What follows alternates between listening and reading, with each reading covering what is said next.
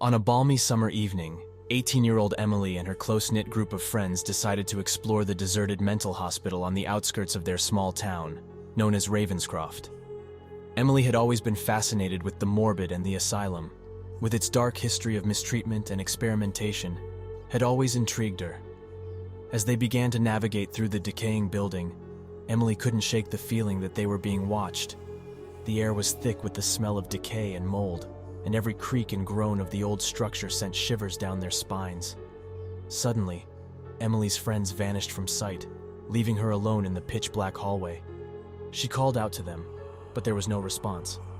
As she stumbled along the wall, she heard a faint whisper emanating from a nearby chamber. Against her better judgment, Emily made her way towards the source of the sound. As she pushed open the door, she was hit with a wave of nausea at the sight before her. Her friends were strapped to gurneys, their bodies mutilated and disfigured. Before she could react, she was seized from behind and dragged into another room.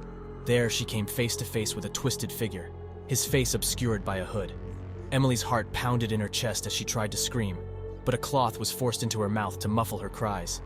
The figure proceeded to strap her to a gurney, and as he began to conduct twisted experiments on her, she could do nothing but whimper in terror. Time became meaningless, as Emily was subjected to unspeakable atrocities at the hand of her captor. Her body was fractured, and her mind shattered, with her only reprieve being the moments of unconsciousness that came to her. One day, Emily awoke to find herself unbound.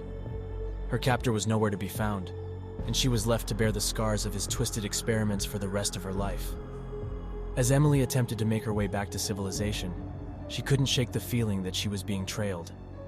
And as she looked over her shoulder, she saw the figure from the asylum watching her from the shadows, a smile on his twisted face.